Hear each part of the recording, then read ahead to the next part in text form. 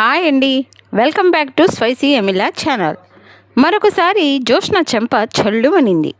పారు షాక్లో పడింది. మరి ఇదంతా ఎలా జరిగింది అని తెలుసుకోవాలంటే వీడియోని చివరి వరకు మిస్ కాకుండా చూసేయండి. ఇక జోష్న 10,000 రూపాయలు ఇచ్చి మాణిక్యం అనే కస్టమర్ ద్వారా రచ్చరచ్చ చేసిన విషయం అందరికీ తెలిసిందే. సూరజ్ వీడియో ద్వారా ఆ కస్టమర్ నిజాన్ని బయటపెట్టి దీపని కాపాడుతాడు. ఇక దీప అయితే అందరి ముందు కుటుంబం పరువు పోతుందని, ఆ వ్యక్తి జోష్న పేరు బయట పెట్టకముందే జనాలే తగిన శాస్తి చేస్తారని పంపించి వేస్తుంది పోరా అని. ఆ ఫుడ్ ఇన్స్పెక్టర్ అయితే, సారీ శివనారాయణ గారు, కానీ మీ నిజాయితీని మరొకసారి రుజువు చేసుకున్నారు. కస్టమర్స్ ఫుడ్ అంతా హైజీనిక్గా ఉంది, మీరు హ్యాపీగా తినొచ్చు అని అంటాడు. ఉంటాం సార్, నమస్కారం అంటూ అక్కడి నుంచి వెళ్ళిపోతాడు.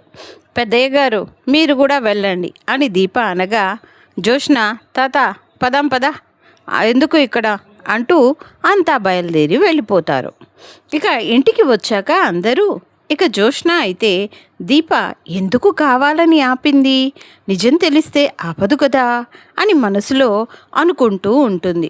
నిజం చెప్పనివ్వకుండా ఎందుకు ఆపారు దీప గారు, ఇలాంటి అవకాశం మళ్ళీ వస్తుందా? మాణిక్యం నోరు తెరిచి జోష్న పేరు చెప్తుంటే జోష్నాని ఛీ అనేవారు, మిమ్మల్ని CEO చేసేవారు అని అంటాడు సూరజ్ అయితే. అప్పుడు దీప, దానివల్ల మనం సాధించేది ఏంటి? జోష్న ఇలాంటి పని చేసిందంటే నాకే ఇంత షాక్గా ఉంది.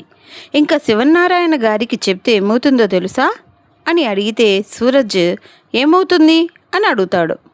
అప్పుడు దీప, మనవరాలు ఎలాంటిదో తెలుస్తుంది, మరోసారి ఇలాంటి పని చేయకుండా బుద్ధి చెప్తారు అని అంటాడు సూరజ్.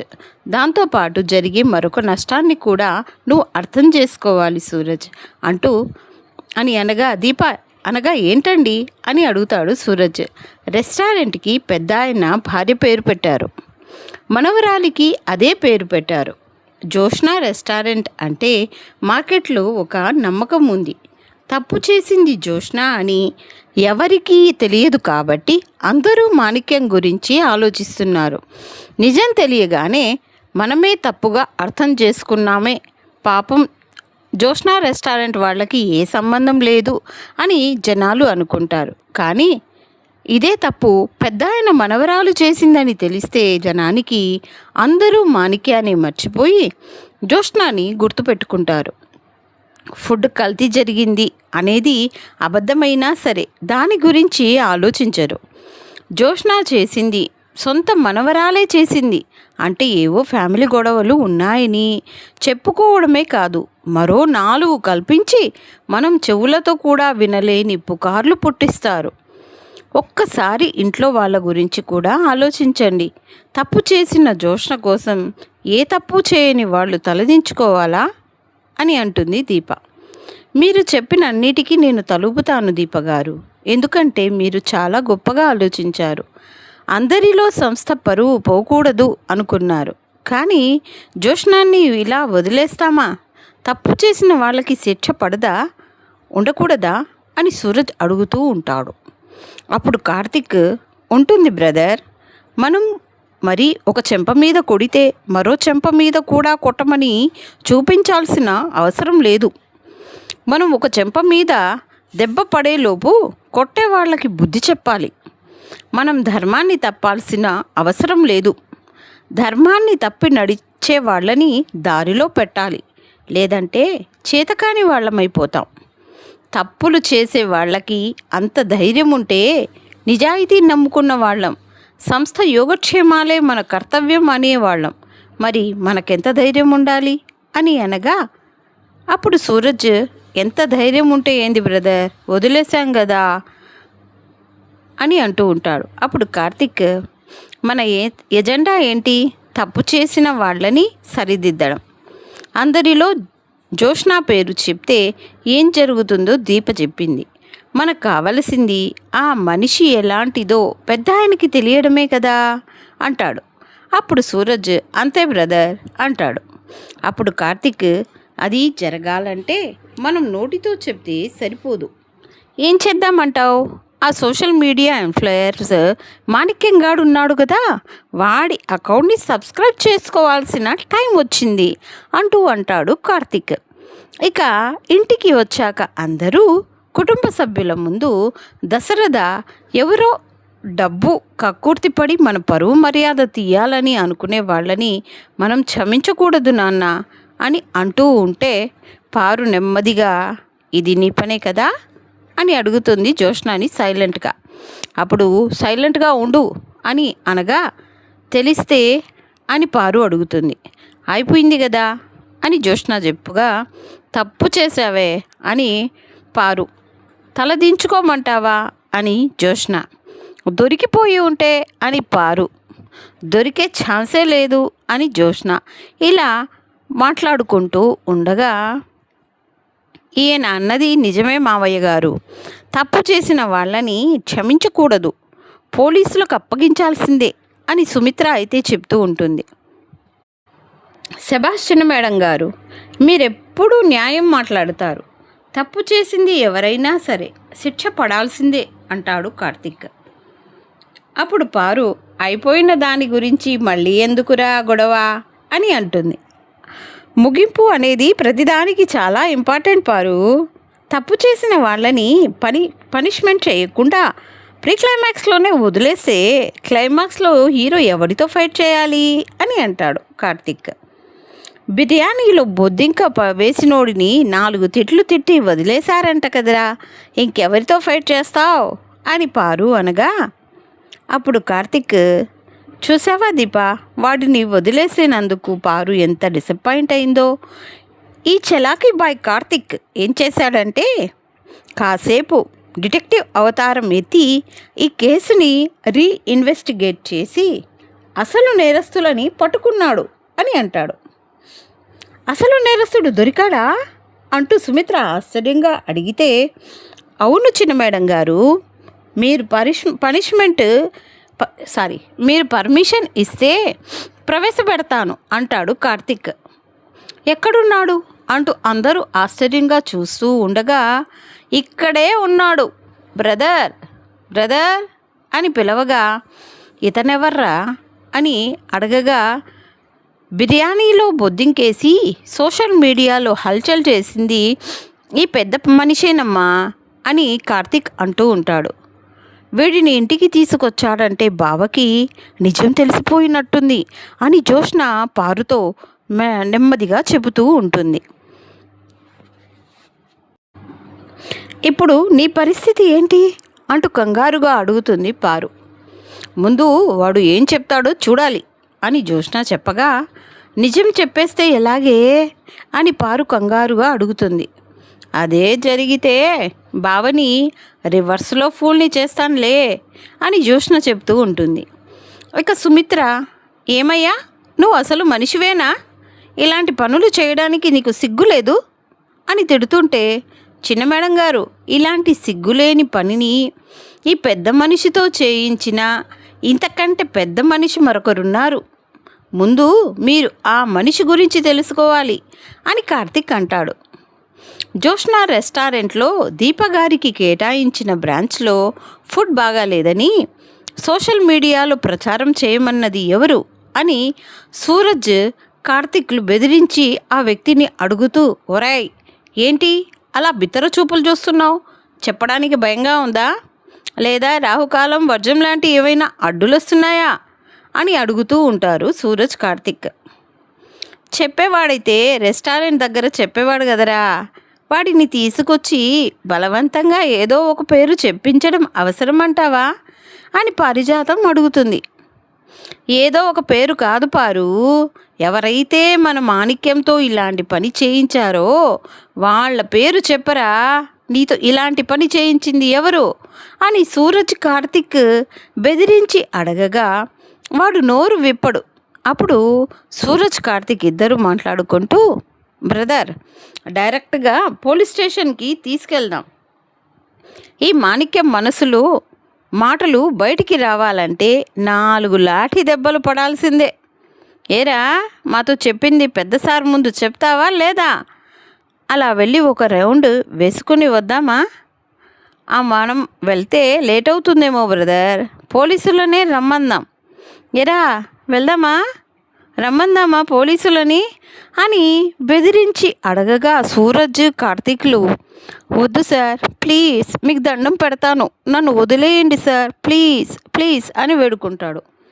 అమ్మో జోష్నా మేడం, ఆ జోష్నా మేడమే నాకు ఆ డబ్బులు ఇచ్చి పని చేయించారండి అంటూ భయపడుతూ ఆ వ్యక్తి జరిగిన నిజాన్ని చెప్పేస్తాడు. నీతో ఈ మాట చెప్పించడానికి నీకెంత ఇచ్చారో చెప్పరా అని పారిజాతం అడుగుతుంది. హలో పారు, మాణిక్యం చెప్పింది అబద్ధం అని పెద్ద మేడం గారిని చెప్పమను. ఇది నిజం అని చెప్పడానికి నా దగ్గర మరో ఆధారం కూడా ఉంది అంటాడు కార్తిక్. ఏం పెద్ద మేడం గారు, ఇది అబద్ధం అని మీరు చెప్తారా అని జోష్నాని అడుగుతాడు. కాల్ డేటాలు, కాల్ రికార్డింగులు, వీడియో రికార్డింగులు ఇలాంటివి మన దగ్గర చాలా కలెక్షన్ ఉంది అని సూరజ్ అంటాడు. జోష్న గారే నాతో అబద్ధం చెప్పించారు అని మాణిక్యం చెప్పింది కూడా నేను వీడియో రికార్డ్ చేశాను. మీ నమ్మకం కోసం ఇది ఒకసారి చూపించమంటారా అని అడుగుతాడు సూరజ్. అప్పుడు పారు, ఏంట్రా చూపించేది, నిజంగా జోష్న తప్పు చేసి ఉంటే రెస్టారెంట్లోనే చెప్పాలి కదా అని అడుగుతుంది. అప్పుడు సూరజ్ అక్కడ దీపగారు చెప్పనివ్వలేదండి అని అంటాడు. అదే ఎందుకు అని అడుగుతున్నాను.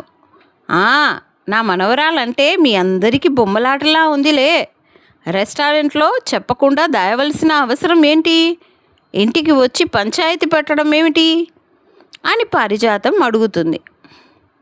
అప్పుడు సుమిత్ర, దానికి సమాధానం చెప్పవలసింది నువ్వే, చెప్పు బాబు అని అనగా దీప అతన్ని వెళ్ళిపోమను, అతను చెప్పింది నిజమని ఇక్కడ అందరూ నమ్ముతున్నారని నాకు అర్థమైంది, నువ్వు వెళ్ళు అంటూ ఆ వ్యక్తిని పంపించేస్తుంది దీప. మీరు అడిగింది కరెక్టే పారిజాతం గారు, మాణిక్యం చేత అబద్ధం చెప్పించింది జోష్న అని నేను రెస్టారెంట్లోనే చెప్పించి ఉండాల్సింది. కానీ ఎందుకు చెప్పలేదో తెలుసా, పెద్దయ్య గారి కోసం అని దీప అనగా పారిజాతం ఆశ్చర్యంగా, ఆయన కోసమా అని అడుగుతుంది. అవునండి, జోష్న రెస్టారెంట్ అంటే అది కేవలం రెస్టారెంట్ మాత్రమే కాదు, పెద్దయ్య గారి ఆత్మగౌరవం. లాభాల్లో 1 రూపాయి తగ్గినా పర్వాలేదు, మన రెస్టారెంట్లో భోజనం చేసే వాళ్ళకి నాణ్యమైన భోజనం పెట్టాలని పెద్దయ్య గారు ఎప్పుడూ చెప్తూ ఉంటారు. ఈరోజు ఆ నాణ్యతనే ఒక సవాలు చేశారు. కానీ నష్టం జరిగింది ఎవరి వల్ల?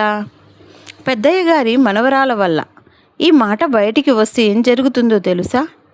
కోల్పోయింది ఆయన పెట్టే భోజనము కాదు, ఆయన పెట్టుకున్న నమ్మకం. ఆయన మనవరాలే ఆయన రెస్టారెంట్లో ఇలాంటి పని చేసిందంటే జనం ఏమని చెప్పుకుంటారు అని దీప చెప్తుండగా, వేరే రెస్టారెంట్లో ఫుడ్ బాలేదని చెప్పడానికి, అన్నంలో విషం కలిపి మనుషుల్ని చెప్పడానికి కూడా వెనకాడదు అనుకుంటారు అని సూరజ్ అంటాడు. నువ్వెవడివిరా మధ్యలో మాట్లాడడానికి అని పారిజాతం సూరజ్ని అరుస్తుంది. అప్పుడు శివనారాయణ, పారిజాతం ముందు దీప చెప్పాల్సింది పూర్తి చేయని, ఏం చేయాలో తర్వాత నేను చెప్తాను అని అంటాడు. అప్పుడు దీప, నేను ఇవన్నీ ఆలోచించి అక్కడ నిజం చెప్పకుండా ఆగిపోయాను. ఎందుకంటే నిజం చెప్పే ప్లేస్ని బట్టి నష్టం జరిగే తీవ్రత మారుతుంది. అక్కడ అందరిలో చెప్పకూడదు, చెప్తే సమాజం ముందు ఈ కుటుంబం తల వంచుకునేది అని చెప్తుండగా అంతలో సుమిత్ర, కానీ తలదించుకోవాల్సింది కుటుంబం కాదు, తప్పు చేసిన వాళ్ళు అని జోష్నాని తిడుతుంది. నీలాంటి దానికి పిల్లలు తప్పు చేస్తే తల్లిదండ్రులు దండించాలి, కానీ ఇప్పుడు నువ్వు చేసిన తప్పుకి ఎవరిని దండించాలో తెలుసా అంటూ లాగిపెట్టి ఒక్కటి జోష్నాకి చెల్లుమనిపిస్తుంది. నిన్ను సరిగ్గా పెంచినందుకు మిమ్మల్ని మేము దండించుకోవాలి. తల్లిదండ్రులు నేర్పిస్తేనే పిల్లలు మంచి సంస్కారం నేర్చుకుంటారు. నువ్వు సొంత కూతురు ఉండి మేము తలదించుకునే పని చేస్తే ఈ ఇంటి రక్తంతో ఏ సంబంధం లేని దీప ఈరోజు మా అందరితో పాటు నీ పరువు కూడా కాపాడిందే. అన్నం పెట్టినందుకే దీప ఇంత రుణపడి ఉంటే జన్మనిచ్చినందుకు నువ్వెంత రుణపడి ఉండాలి. నీ తప్పటి అడుగుల్ని చేయి పట్టుకుని సరిదిద్దగలిగామే కానీ నీ బుద్ధిని మాత్రం సరిదిద్దలేకపోయామే. కడుపున పుట్టావు కాబట్టి నువ్వు నా కూతురు అయ్యావు, కానీ కడుపున పుట్టకపోయిన దీప నా కూతురు అయ్యింది అని అంటూ ఉండగా దీప కళ్ళు చెమ్మరిస్తాయి. నీ బదులు దీప నా కడుపున పుట్టుంటే తల్లిగా నా జన్మ సార్థకమయ్యేది. ఈ ఇంటి పరువు మర్యాదలు ఏమైపోయినా పర్వాలేదు అనుకునే నీకంటే ఈ ఇంటి మర్యాద కోసం ఆలోచించే దీపే నా కూతురుగా ఎందుకు పుట్టలేదు అని అనిపిస్తుంది అని అంటూ ఉండగా దీప కళ్ళు చెమ్మరిస్తాయి. పారిజాతం మనసులో అనుకుంటుంది, దీప నీ కూతురే సుమిత్ర, అందుకే ఇంటి పరువు కోసం అంతలా తాపత్రయపడుతుంది. కానీ ఈ నిజం ఎన్నాళ్ళో దాగెట్టుగా లేదే అని మనసులో అనుకుంటూ ఉంటుంది. దేవుడా, మన అదృష్టం బాగుండి దీప వల్ల మనకేం నష్టం జరగలేదు. సుమిత్ర అని అనగా నష్టం మీకు కాదు మాకు జరిగింది అని కార్తిక్ అంటూ ఉంటాడు. ఇంకా అయిపోయింది కదా, వదిలేయచ్చు కదా అని పారు అనగా ఏంటి అయిపోయింది, ఇప్పుడే మొదలైంది. మాణిక్యం గాడిని సూరజ్ పట్టుకున్నాడు కాబట్టి నిజాలు బయటపడ్డాయి. అది పట్టుకోకుండా ఉండుంటే ఈ పాటికి నా భార్యకి ఇచ్చిన బ్రాంచ్ షటర్ మూసేయాల్సి వచ్చేది, సంస్థ సీజ్ చేయాల్సి వచ్చేది అని అంటూ ఉండగా ఎపిసోడ్ ఈ రోజుటితో ఇక్కడికి ముగిస్తుంది. ఫ్రెండ్స్, మీరు వీడియో అయితే చూస్తున్నారు కానీ సబ్స్క్రైబ్ చేసుకోవడం మర్చిపోతున్నారు. మీరు మా ప్రేక్షక దేవులు. మీకు ఇంకా ఏ సీరియల్ అప్డేట్ కావాలో దయచేసి కామెంట్లో తెలియజేయండి. తప్పకుండా ఆ సీరియల్ కూడా పెడతాను. మీరిచ్చే ఒక్క లైక్ మాకెంతో ఎంకరేజ్గా ఉంటుంది. ఈ వీడియో నచ్చితే లైక్ చేసి షేర్ చేయండి. మా ఛానల్ని సబ్స్క్రైబ్ చేసుకోండి. Thanks for watching.